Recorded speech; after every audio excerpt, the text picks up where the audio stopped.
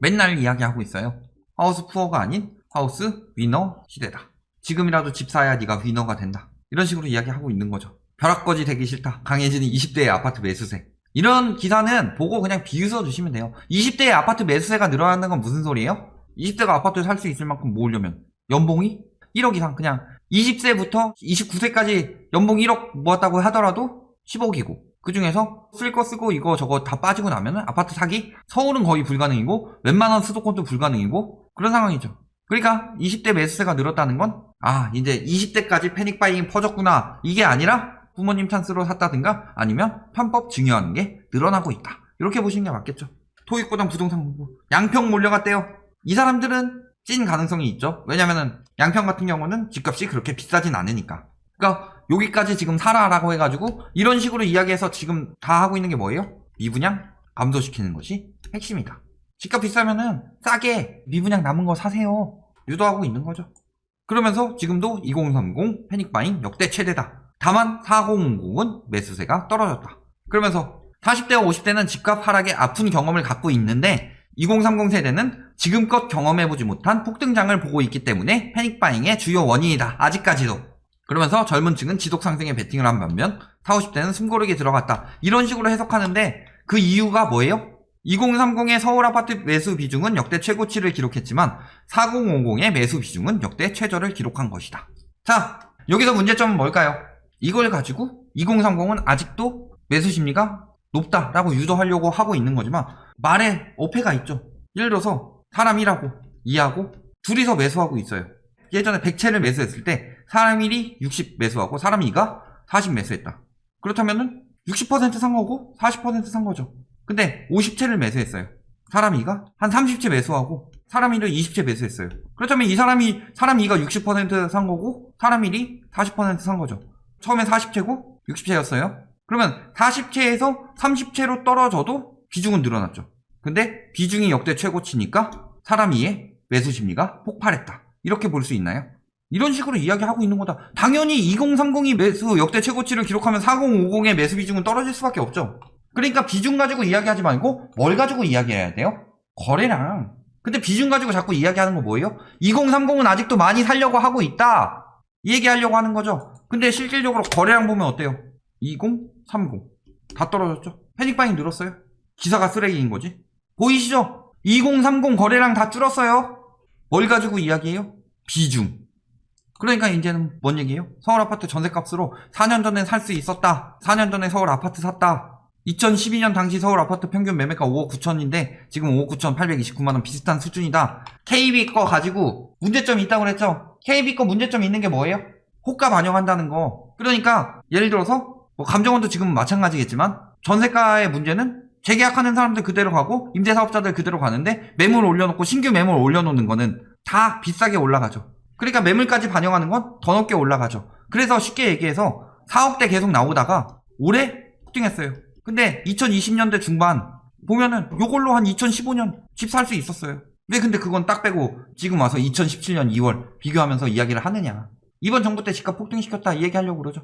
마찬가지인데 전세가 폭등한 거 가지고 지금 이야기하는 거죠. 전세가가 임대차법 통과하고 나서 통과하기 전부터 쭉쭉 올랐죠. 그래 20년대 중반이에요.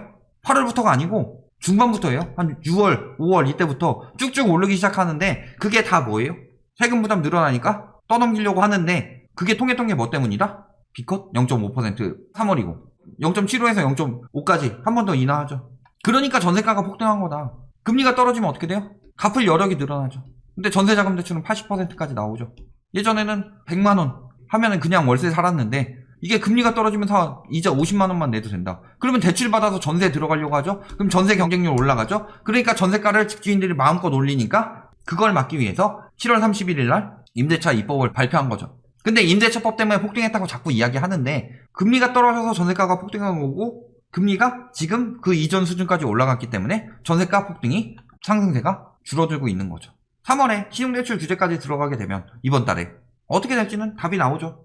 자, 양극화 심해졌어요. 부동산 가격 상승 때문에 양극화 심해진 거 맞습니다. 그리고 실질적으로 문제되는 정책들이 몇 개 있었죠. 임대사업자라든가 임대사업자 혜택이라든가 그 다음에 조정대상 지역 해제라든가 이런 거는 정부에서 확실히 잘못했다. 그런데 양도세, 취득세 보유세 강화, 이것이 집값 올리는, 이것 때문에 오른다라고 유도하고서 그거 완화해야 된다라고 말하는 인간들은 아닥하고 계시고, 자, 그러면서 어때요? 상위 0.1%가 4.46%, 1%가 12.97%, 10%가 48.05%를 가져간다. 금융소득이 포함된 소득을.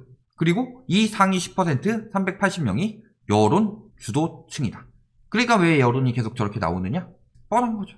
왜 언론에서 왜 저쪽 편만 들어주느냐? 답이 나온 거죠. 여론 주도층이니까. 저런 사람들은 시간도 많고 돈도 많으니까 가가지고 이야기 나눌 수 있죠. 그리고 특히 임대소득은 제대로 과세된 적이 없다.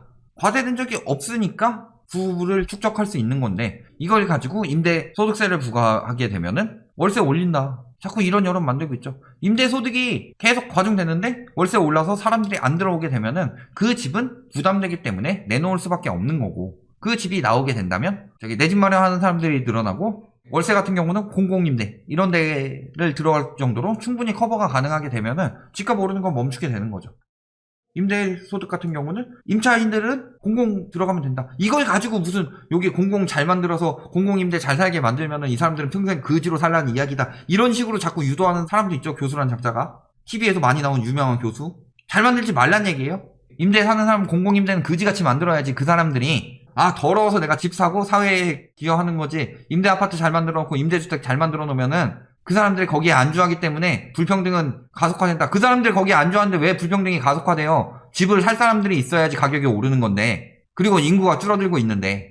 자, 시중 부동자금 계속 늘어나고 있대요. 시중 부동자금 늘어난다는 이유 뭐예요? 현금화예요, 현금화. 언제부터? 2019년 10월부터. 언제 금리 내렸어요? 핵심적으로 내렸던 거 2019년 하반기 때 내렸죠? 1.25%로. 그 다음에 또 3월, 6월 이렇게 내려가지고 요때도 0.5%포인트까지 내리죠. 그러니까 그때부터 계속 이렇게 시중 부동자금이 늘어나요. 근데 왜 늘어나요?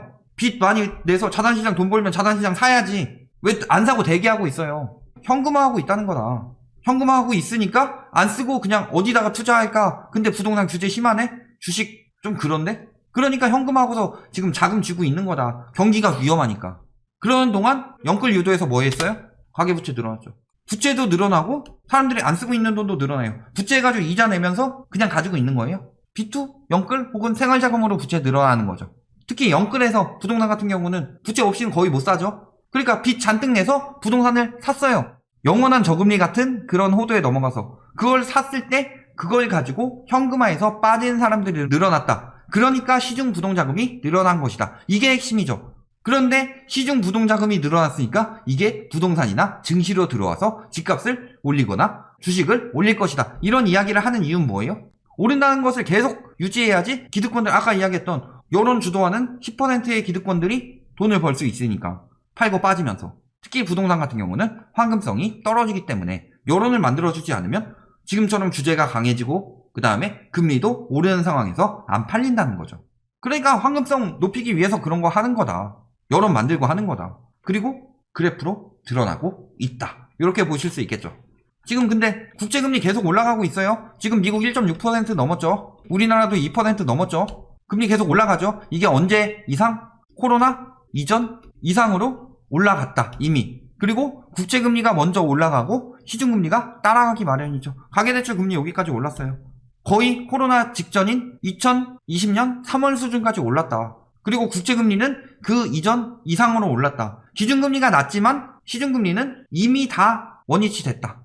그런데 시중금리 0.1% 오르면 이자 1.1조 더 낸대요.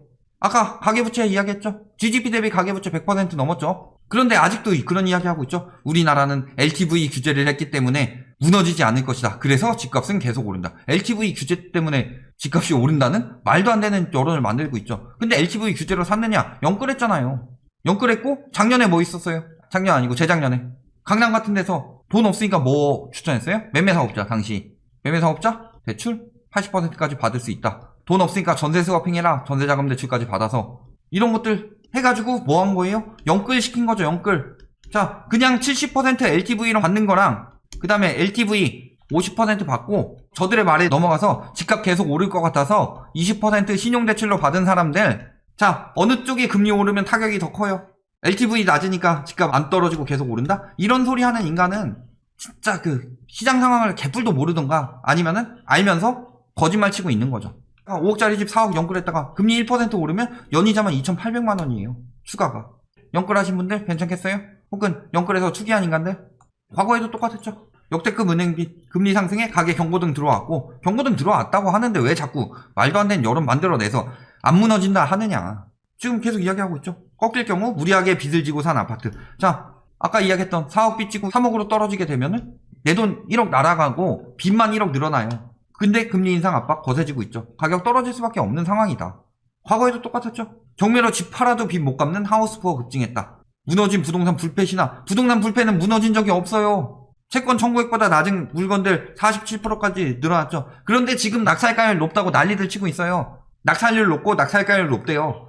경매 물건이 적으니까 경매가 안 나온다는 뜻 아닌가요? 경매가 안 나오는 뜻이 아니죠. 경매가 작년에 많이 나왔으니까 상대적으로 올해 아직 조금 나오는 거죠. 집값도 계속 오른다고 하고 뭐 지금 아직 은행에서 작년쯤에 현금화 많이 했고 그렇죠. 1년 새 17만 가구 늘어서 248만 가구. 올해 내년 어떻게 될지 보이죠. 금리 인상하면 호가 가지고 집값 엄청나게 오르는 것처럼 계속 이야기하고 있는데 어때요? 과거 때 떨어지죠. 물론 근데 KB 상황에서는 당연히 떨어진 건 크게 안 나오죠. 왜? 호가는 이렇게 나와 있는데 금매는 이렇게 거래되니까 호가 반영하니까. 그렇지만 집값 떨어진 건 이런 호가 나온 건 하나도 안 사고 요렇게 금매 이런 것들만 사니까 떨어질 땐 조금 떨어지는 것 같고 올라갈 땐 많이 올라가는 것 같아요. 그렇지만 실질적으로 가격을 보면 어때요? 40% 50%는 금방 빠졌다. 이번 때 생각해보면 IMF 때도 마찬가지고 집값 떨어질 땐 그렇게 빠져요. 지금도 그렇죠. 연끌들 잡았더니 상투 떨고 있다. 아파트 샀는데 밤잠 설친다. 계속 이런 이야기 나오고 있죠. 왜 이런 이야기 나와요? 지금 이미 떨어진 단지들이 나오고 있어요. 그런데 자 떨어졌을 때 다시 치고 올라간 적이 있었죠. 9.13 이후에 한번 올라갔었고 12.16 이후에 떨어지는 듯 하다가 다시 올라갔었죠. 그 두 번 다 금리 인하가 있었기 때문이죠. 그런데 금리 더 낮출 수 있어요? 미국이 2023년까지 동결한다는 얘기는 그때까지 저금리다가 아니라 그때까지 기준금리 인하는 없다. 그런데 국채금리 인상으로 시중금리는 계속 인상되죠. 그렇다면 무슨 소리예요? 기준금리 인하는 없으니까 앞으로 금리를 극적으로 낮출 가능성은 거의 제로에 가깝다. 그런데 시중금리는 계속 올라가고 있으니까 금리는 앞으로 계속 올라갈 거다. 이 얘기죠. 지금도 늘 이야기하지만 패닉 바잉이 아니라 스마트 바잉이 중요한 상황입니다. 공항 구매하면 망해요. 결론. 지금 말씀드리지만 추후에 공급 폭탄 이런 거 다 때려치고 일단 지금 금리가 인상되고 있다. 그리고 LTV 강화됐죠? DTI 강화됐죠? 이번에 뭐 강화돼요? DSR. 이게 바젤 1, 2, 3를 기반으로 만든 거죠. 그러니까 DSR 강화된다. 어떻게 해요? 원리금으로 강화되면은 소급 적용해서 신용대출 빌린 사람들 지금부터 당장 원리금 내세요. 이건 아니더라도 이 사람들의 DSR이 급격하게 올라가요. 돈 더 못 빌린다고요. 돈 더 못 빌리면 어떻게 돼요? 수요가 없어지는 거지. 아까 이야기했지만 부자들 부동산 굉장히 부정적으로 보고 있죠. 긍정적 17%인데 부정적은 60%가 넘었죠. 그런 상황에서 그래도 집값이 계속 오르고 패닉바잉 해라? 왜 기사들이 패닉바잉 하고 있다는 건데 이 말에 넘어가요? 패닉바잉이라는 거 공황이에요. 공황에 걸린 사람들한테 넘어가면 안 된다. 왜? 패닉바잉을 노리고 기득권들은 현금화하고 있으니까. 절대 연끌하면 안 되고 연끌족들 패닉바잉한 연끌족들은 그 대가를 치르게 될 수밖에 없고 그 다음에 지금 아직 패닉바잉 안 하신 분들은 내 집 마련할 때까지 기다려라. 스마트 바잉 하셔야 되겠더라. 여기까지 말씀드리겠습니다.